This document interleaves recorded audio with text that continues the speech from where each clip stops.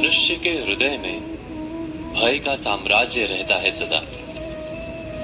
कभी संपत्ति के नाश का भय, कभी अपमान का भय, कभी अपनों से छूट जाने का भय। इसीलिए भय का होना सबको स्वाभाविक ही लगता है। क्या कभी विचार किया है, जो स्थिति अथवा वस्तु भय को जन्म देती है, क्या वहीं से वास्तव में दुख आता है?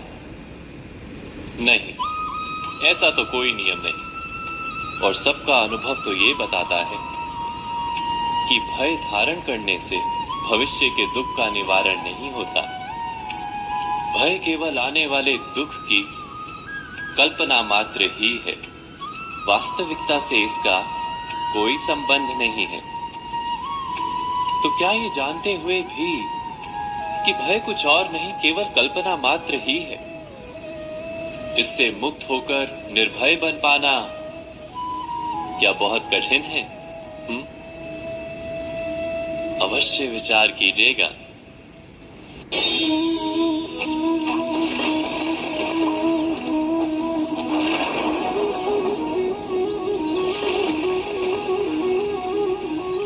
सपनों और पूर्वाभासों के आधार पर हम भविष्य के सुख दुख की कल्पना करते हैं। भविष्य के दुख का कारण दूर करने के लिए हम आज योजना बनाते हैं। किंतु कल के संकट को आज निर्मूल करने से हमें लाभ मिलता है या हानि पहुंचती है? ये प्रश्न हम कभी नहीं करते। सत्य तो ये है कि संकट और उसका निवारण सात जन से, व्यक्ति के लिए भी और सृष्टि के लिए भी। नहीं, आप अपने भूतकाल का स्मरण कीजिए, इतिहास को देखिए। आप तुरंत ही ये जान पाएंगे कि जब जब संकट आता है तब तब उसका निवारण करने वाली शक्ति भी जन्म लेती है। यही तो जगत का चलन है। वस्तुतः संकट ही शक्ति के जन्म का कारण है। प्रत्येक व्यक्ति जब संकट से निकलता है तो एक पद आगे बढ़ा होता है, अधिक चमकता है, आत्मविश्वास से अधिक भरा होता है, न केवल अपने लिए अपितु विश्व के लिए भी। क्या ये सत्य नहीं? वास्तव में संकट का जन्म है एक अवसर का जन्म, अपने आप को बदलने का, अपने विचारों को ऊंचाई पर करने का अवसर, अपनी आत्मा को बलवान और ज्ञान मंडित बनाने का अवसर। जो ये कर पाता है उसे कोई संकट नहीं होता, किंतु जो ये नहीं कर पाता वो तो स्वयं एक संकट है विश्व के लिए। विचार कीजिए।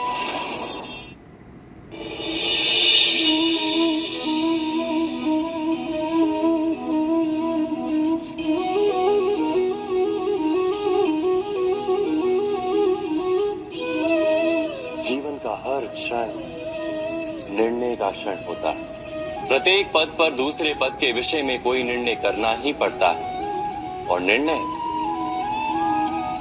अपना प्रभाव छोड़ जाता है।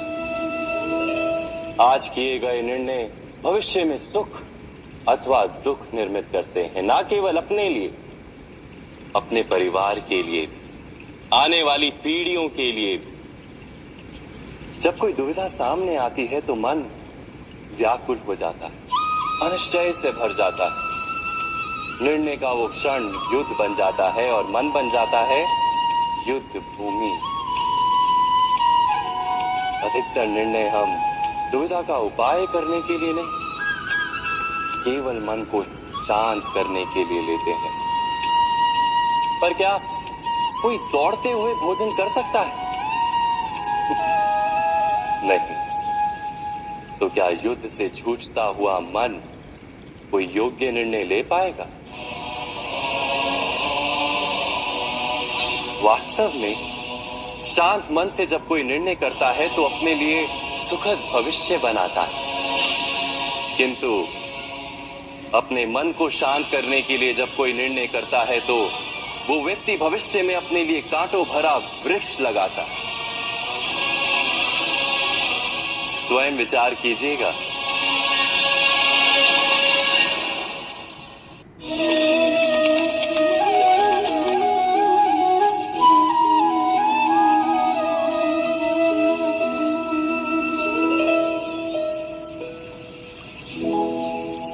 निर्णय के क्षण में हम सदा किसी अन्य के सुझाव, सूचना, मंत्रणा या परामर्श को आधार बनाते हैं और हमारे भविष्य का आधार हमारे आज दिए गए निर्णय के ऊपर होता है।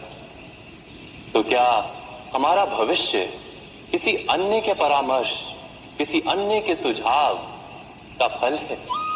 क्या हमारा संपूर्ण जीवन किसी अन्य की बुद्धि का परिणाम?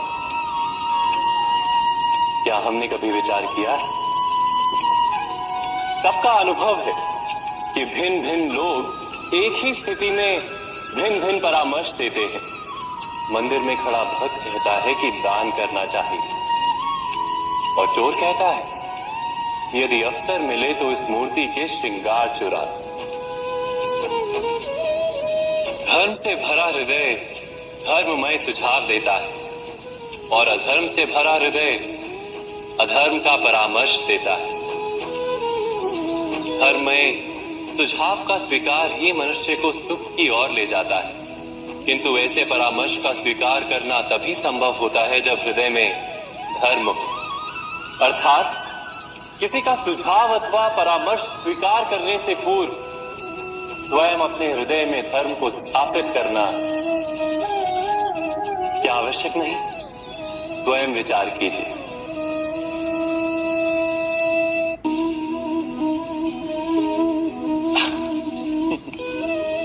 मनुष्य के सारे संबंधों का आधार है अपेक्षा।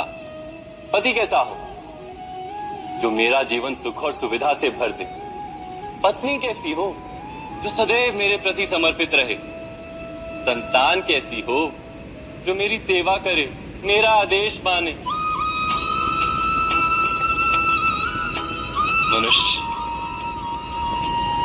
मनुष्य उसी को प्रेम भी कर पाता है जो उसकी अपेक्षा पूर्ण करता है, और अपेक्षा की तो नियति है भंग होना। कैसे? क्योंकि अपेक्षा मनुष्य के मस्तिष्क में जन्म लेती है। कोई अन्य व्यक्ति उसकी अपेक्षाओं के बारे में जान ही नहीं पाता। पूर्ण करने की प्रामाणिक इच्छा हो तब भी कोई मनुष्य किसी की अपेक्षाओं को पूर्ण नहीं कर पाता, और वहां से जन्म लेता है संघर्ष। सारे संबंध संघर्ष में परिवर्तित हो जाते, पर मनुष्य अपेक्षा को संबंध का आधार ना बनाए और स्वीकार करे केवल संबंध का आधार, तो क्या ये जीवन स्वयमेव सुख और शांति से नहीं भर जाएगा? स्वयं विचार कीजिएगा।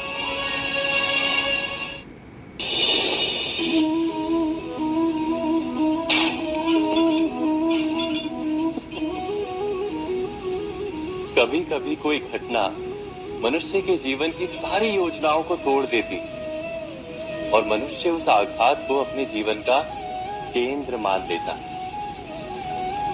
पर क्या भविष्य मनुष्य की योजनाओं के आधार पर निर्मित होते हैं?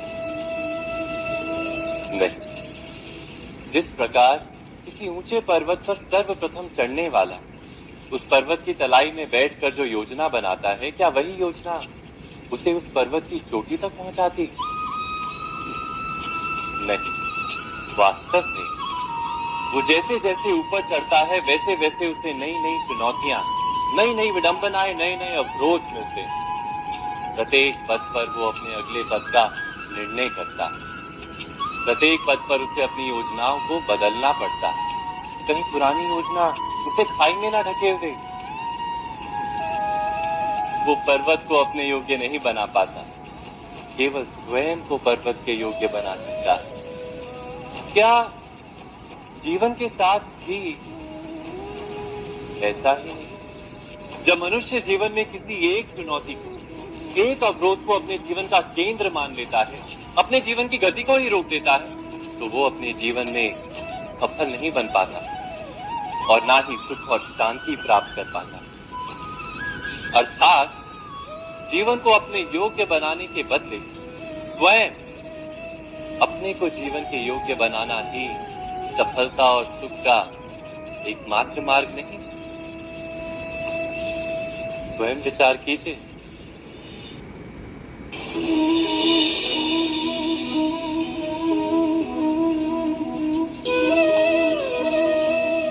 सत्ता की लालसा सबके हृदय को घेरे रहती है।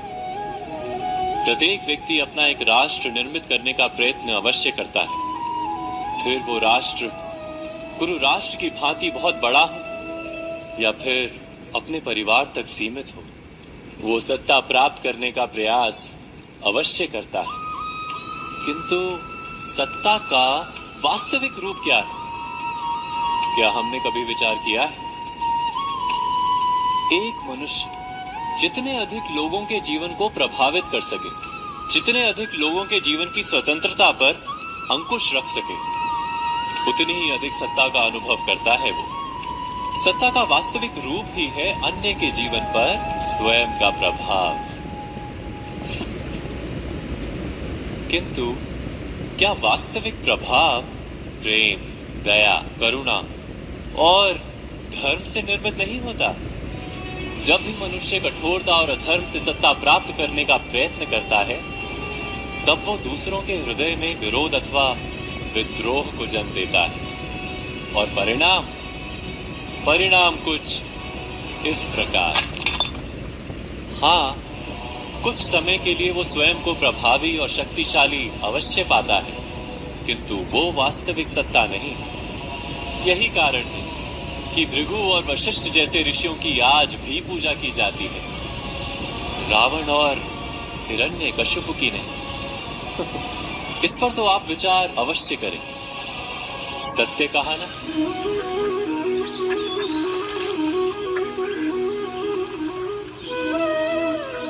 समय के आरंभ से ही मनुष्य को एक प्रश्न सदा पीड़ा देता है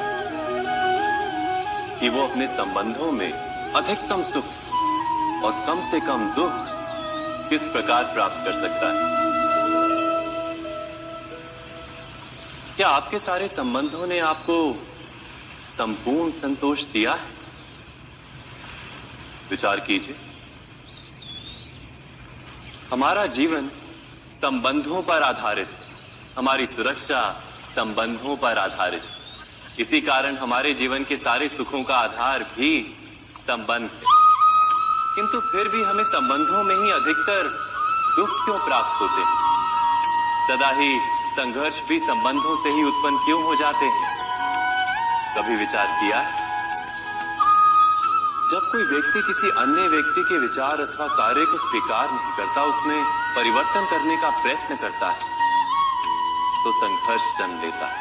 अर्थात जितना अधिक अस्वीकार उतना ही अधिक संघर्ष, और जितना अधिक स्वीकार उतना ही अधिक सुख। क्या ये वास्तविकता नहीं? यदि मनुष्य स्वयं अपनी अपेक्षाओं पर अंकुश रखे, अपने विचारों को परखे, किसी अन्य व्यक्ति में परिवर्तन करने का प्रयत्न ना कर स्वयं अपने भीतर परिवर्तन करने का प्रयास करे, तो क्या संबंधों में संतोष प्राप्त करना इतना कठिन? अर्थात क्या स्वीकार ही संबंध का वास्तविक अर्थ नहीं? स्वयं विचार कीजिए। दो व्यक्ति जब निकट आते हैं तो एक दूसरे के लिए सीमाएं और मर्यादाएं निर्मित करने का प्रयत्न अवश्य करते हैं। हम यदि सारे संबंधों पर विचार करें तो देखेंगे कि इन सारे संबंधों का आधार यही सीमाएं हैं जो हम दूसरों के लिए निर्मित करते हैं। और यदि अनजाने में भी कोई अन्य व्यक्ति इन सीमाओं को तोड़ता है तो उसी क्षण हमारा हृदय क्रोध से भर जाता है। इन सीमाओं का वास्तविक रूप क्या है? क्या हमने कभी विचार किया? सीमाओं के द्वारा हम दूसरे व्यक्ति को निर्णय करने की अनुमति नहीं देते, अपना निर्णय उस व्यक्ति पर थोपते, अर्थात किसी की स्वतंत्रता का अस्वीकार करते हैं। और जब स्वतंत्रता का अस्वीकार किया जाता है तो उसका हृदय दुख से भर जाता है, और जब वो सीमाओं को तोड़ता है तो हमारा हृदय क्रोध से भर जाता है। क्या ऐसा नहीं होता?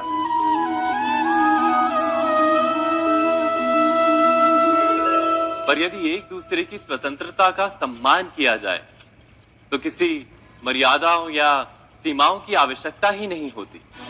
अर्थात जिस प्रकार स्वीकार किसी संबंध का देह है, क्या वैसे ही स्वतंत्रता किसी संबंध की आत्मा नहीं? स्वयं विचार कीजिए।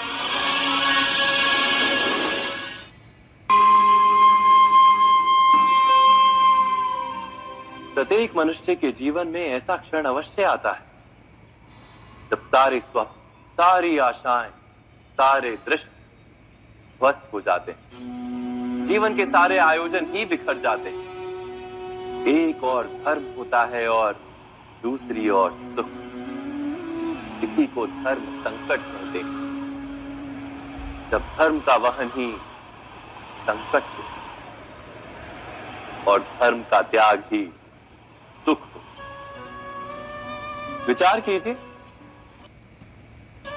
कभी किसी स्वजन के विरुद्ध सत्य बोलने का अवसर प्राप्त हो जाता है, कभी ठीक दरिद्रता के समय सरलता से चोरी करने का मार्ग प्राप्त हो जाता है, कभी किसी शक्तिशाली राजनेता या राजा के कर्मचारी का अधर्म प्रकट हो जाता है। सबके जीवन में ऐसी घटना अधिकतर लोग ऐसे किसी क्षण को धर्म संकट के रूप में जान ही नहीं पाते।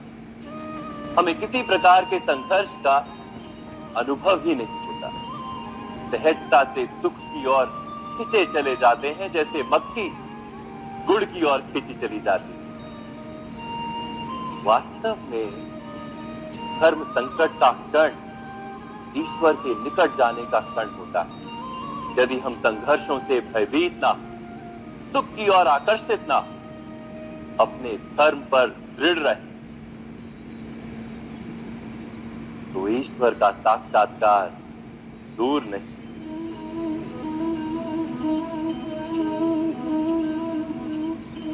पवन से युद्ध करने वाला पत्ता यदि पेड़ से गिरता है तो भी आकाश की ओर उठता है। पवन से झुकने वाली घास वही भूमि पर रह जाती है। अर्थात धर्म संकट से यदि हम संकट को ही टाल दें, सुख तो मिलता है, जीवन बढ़ता है, किंतु क्या चरित्र नहीं टूटता? क्या आत्मा दरिद्र नहीं हो जाती? क्या ईश्वर से अंतर नहीं हो जाता? स्वयं विचार कीजिए। जब भी किसी की आशा और इच्छा भंग होती है तो उसका हृदय क्रोध से भर जाता है। जिस व्यक्ति को वो अपना अपराधी समझता है उसे दंड देने का प्रयत्न करता है। पर क्या हमारी इच्छा या आशा का भंग होना क्या सदा ही किसी का अपराध होता है? इच्छाओं के अपूर्ण रहने के तो कई कारण हो सकते हैं। कुछ तो संजोग के कारण अधूरी रह जाती हैं और कुछ नियति के कारण। और कभी कभी इच्छाओं का स्वरूप ही ऐसा होता है कि वो पूर्ण नहीं हो पाते। बिना परिस्थिति पर विचार किए किसी को अपराधी मान लेना न्याय नहीं, प्रतिशोध है। न्याय का आधार तो दया है, करुणा है, और प्रतिशोध का आधार क्रोध, अहंकार। अर्थात हृदय में करुणा धारण किए बिना किसी के अपराध के विषय में विचार करना, किसी को दंड देना, क्या अपने आप में ही अन्याय नहीं? स्वयं विचार कीजिए।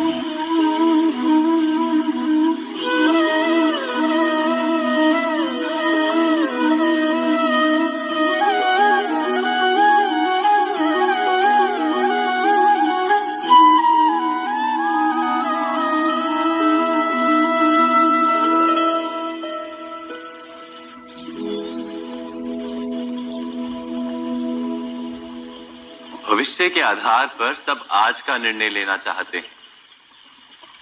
भविष्य में सुख मिले, भविष्य सुरक्षित हो, ऐसे निर्णय आज लेने का प्रयत्न रहता है सबका।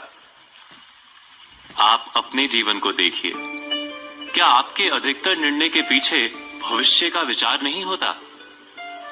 और हो भी क्यों ना, अपने जीवन को सरल और सुखमय बनाने का प्रयत्न करने का अधिकार सबका है। पर भविष्य तो कोई नहीं जानता, केवल कल्पना ही की जा सकती है। तो जीवन के सारे महत्वपूर्ण निर्णय कल्पनाओं के आधार पर ही करते हैं हम। क्या निर्णय करने का कोई तीसरा मार्ग हो सकता है? विचार कीजिए। सारे सुखों का आधार धर्म है, और वो धर्म मनुष्य के हृदय में बसता है। तो प्रत्येक निर्णय से पूर्व स्वयं अपने हृदय से ये प्रश्न अवश्य पूछ लेना कि ये निर्णय स्वार्थ से जन्मा है या धर्म से। क्या इतना पर्याप्त नहीं? भविष्य के बदले धर्म का विचार करने से क्या भविष्य अधिक सुखपूर्ण नहीं होगा? स्वयं विचार कीजिए।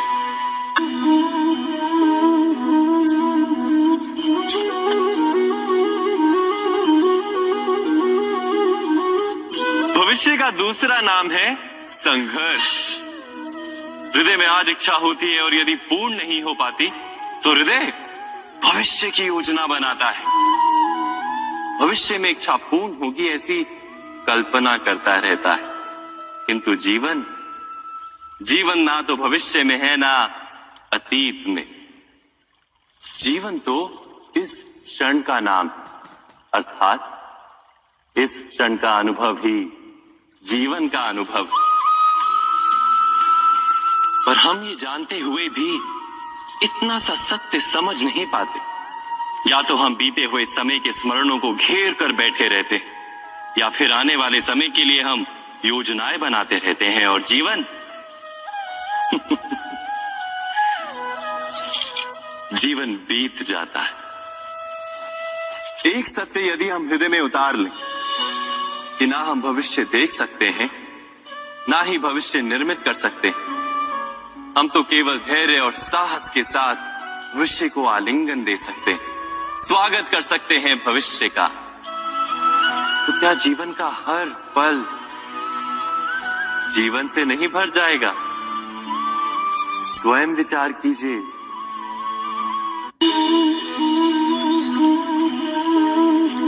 सबके जीवन में ऐसा प्रसंग अवश्य आता है कि सत्य कहने का निश्चय होता है हृदय में, किंतु मुख से सत्य निकल नहीं पाता। कोई भय मन को घेर लेता है। किसी घटना अथवा प्रसंग के बारे में बात करना, या फिर स्वयं से कोई भूल हो जाए उसके बारे में कुछ बोलना, क्या ये सत्य है? नहीं, ये तो केवल तथ्य है। अर्थात जैसा हुआ था वैसा केवल बोल देना सामान्य सी बात है। किंतु कभी कभी उस तथ्य को बोलते हुए भी भय लगता है। कदाचित किसी दूसरे की भावनाओं का विचार आता है मन, दूसरे को दुख होगा ये भय भी शब्दों को रोकता है। तो ये सत्य क्या है? क्या हमने कभी विचार किया है? जब भय रहते हुए भी कोई तथ्य बोलता है तो वो सत्य कहलाता है। वास्तव में सत्य कुछ और नहीं, केवल निर्भयता का दूसरा नाम। और निर्भय होने का कोई समय नहीं होता, क्योंकि निर्भयता आत्मा का स्वभाव है। अर्थात क्या प्रत्येक क्षण सत्य बोलने का क्षण नहीं होता?